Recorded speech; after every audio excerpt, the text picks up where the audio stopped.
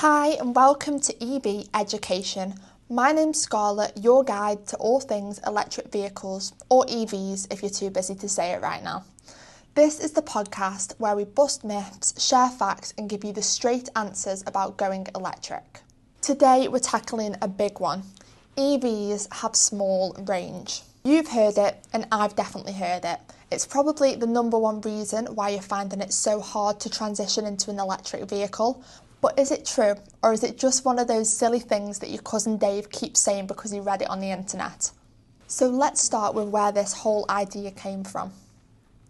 Back in the early days of EVs, like the 2010 Nissan Leaf, range anxiety was completely understandable.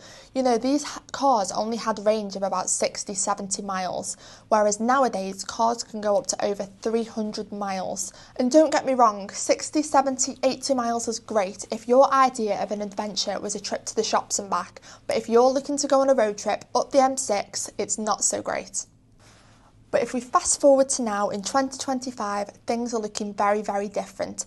The average range of new EVs is 250 miles, and that's just on a single charge. Some, like the Renault Scenic E-Tech, go over 300 miles, and that's competition with some petrol cars out there.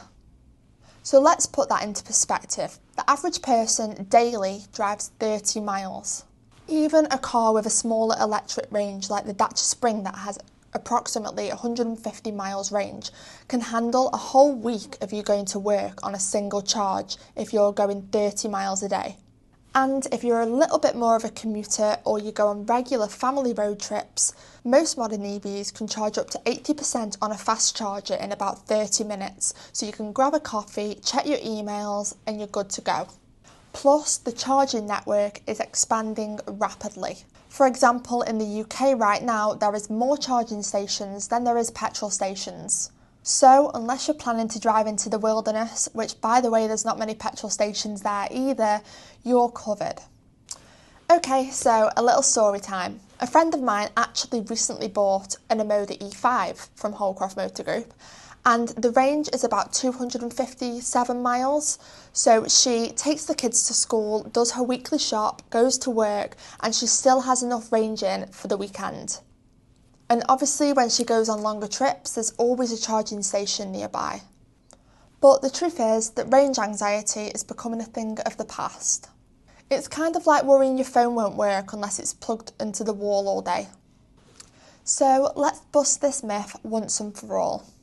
Circling back to the question, do EVs have a smaller range than petrol cars? Sometimes, yes, but for the average person, that range is more than enough.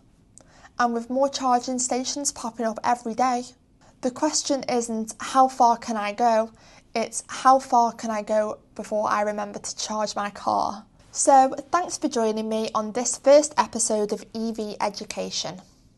If you've got any questions or myths that you want busted, make sure to comment below or message us directly. And remember, the future isn't coming, it's already here, and it's definitely electric. I'll see you next week.